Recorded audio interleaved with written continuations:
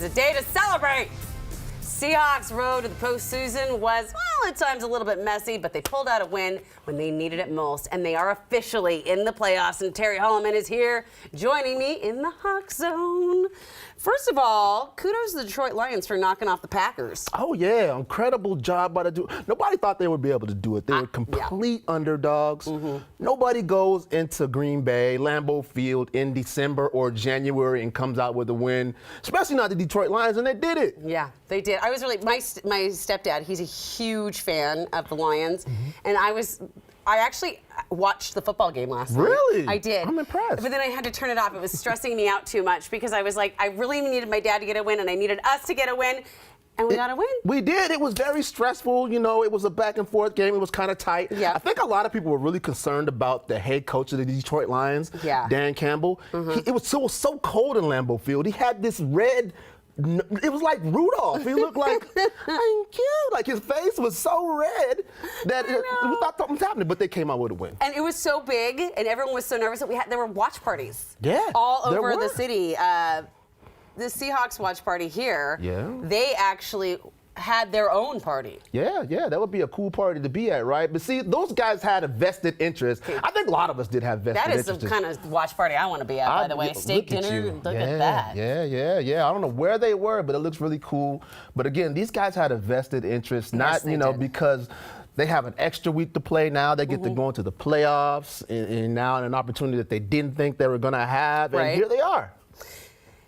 It shouldn't be understated, though, that the Seahawks really, they did have to do their part. They couldn't mess around with this. We had to nail the Rams. They beat them in overtime, 19-16, another kind of nail biter. Right. What stood out to you about their final game in the regular season? Well, a couple of things. First and foremost, the Seahawks always have trouble with the Rams, and that goes back historically. I don't care if they're in St. Louis, Los Angeles, wherever they are. They always have trouble with the Rams. Okay. And this season we had trouble with them earlier in the year. What stood out to me the most about these guys was how they were able to come together. Yes. And it was such a unified effort, particularly the defense. They really came through. And I know they've had their ups and downs this season, but this particular game, they were on point. They really were, because Geno did not have his best game. Yeah. But it felt like everyone came together to make it happen. They did. I mean, you see the way these guys started out the game. In the first offensive series, Geno throws an interception on the very first play of the game, and you're thinking, no, this is not the way we want this thing to go. Yeah. But again, like you said, they rallied, they came together, they supported each other. The offense complemented the defense complemented the offense. It was a complete and total team game, and they won. Yeah. And you know what? Speaking of the defense, it seems like they're starting to really come together. Yeah. They're starting to click. Yeah, like I said, there were times in the season when they were not looking so good, and it was because I think there was a lot of incontinuity. You know what I'm saying? Some guys were injured. They had a lot of young guys on this team. Yeah. You think about the situation, they had a couple of cornerbacks on this team, which is a very important position. Both new guys out there, brand new guys. We have Kobe Bryant out there, who's a rookie. We have Wooten that's out there. He's a rookie. And they really, they struggled for a little while. But at the end of the season, when it matters the most, they've come together and they're looking good. And can we give some love to Quandre Diggs? Yeah, absolutely. Seriously, absolutely. He likely saved the game. He did. So it's coming down to crunch time. Aaron Rodgers, the future Hall of Famer, is back there throwing the ball around, and he looks like he has a wide open touchdown, throws the ball 50 yards down the field to a guy that looked like he's standing there by himself, and out of nowhere, Quandre Diggs is like a missile, comes in and makes an incredible catch, interception, does a little showboat, shows the ball to his former teammate Bobby Wagner on the sideline, is like, yeah, look what I got, and ends up saving the day for the Seahawks. I loved that. That was actually one of my favorite moments. Yeah. All right, so the Hawks go on the road to play the Niners on Saturday. This is going to be a rough one. How tough, though? I mean, is it just kind of in our heads, or do you have to worry about the Niners? No, it's not in your head. This is in the real world. This is not virtual reality.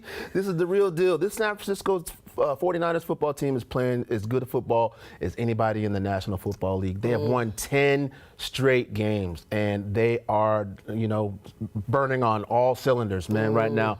They've got a great, incredible running back by the name of Christian McCaffrey that they brought in, a guy that's been scoring 10 touchdowns in the last 11 games. Yeah. They got guys on defense that are balling out of control. The Seahawks are definitely going to have their work cut out for them this weekend. So they beat the Seahawks, or the Niners, Raiders, rather, I should say, have beat the Seahawks twice this year. Yeah. Already. Yeah. How hard is it going to beat them? For the third time? Yeah. Well, so it is, I would say it's tough for a team to beat somebody not just 2 times but 3 times. Yeah. So here's why, in my opinion, why it would be tough to beat them 3 times. Okay.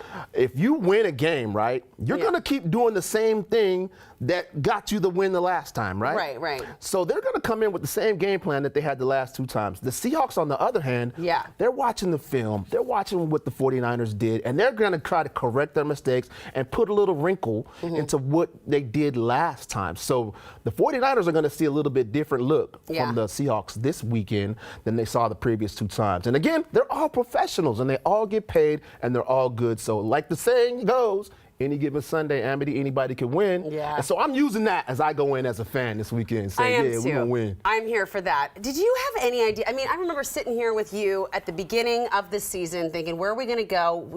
Didn't have incredibly high hopes, to be honest, after everything with Russell.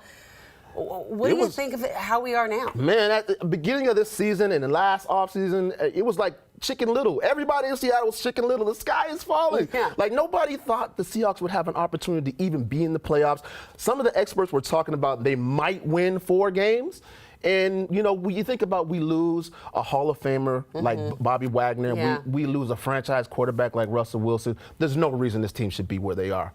And to be here, I hate to say this, but it's like we're playing with house money at this point, right? Yeah. We're in the playoffs. Yes. We got to have the 3rd pick in the draft just because of the trade we had with Russell Wilson. Right. And everything is looking up. We got young players that are really playing good football. So everything is good for Seahawks fans right now. Gino's been such a great story too. Yeah, it has. You think of a guy that's in his 10th season. He's been a perennial backup, especially since he's been here in Seattle. You never thought he was going to play, right? Right. And then he comes out, not only does he have a decent season, he has an incredible season. He leads the league in passing percentage. He's going to the Pro Bowl. He's going to have a trip to go to the Pro Bowl for the first time in his career. It's the first time as a starter. And, you know, you watched him in his interview last night. He got a little emotional, so I'm happy for him. We are producer Rebecca and I were talking about how we're so excited to see him get to go to the playoffs, to see this success. So it's just happy all around. Good vibes all around. I love it. Let's get a win. Let's get a win. All right. Thank you so much, Terry. We'll talk to you next week. Meantime, the effects of the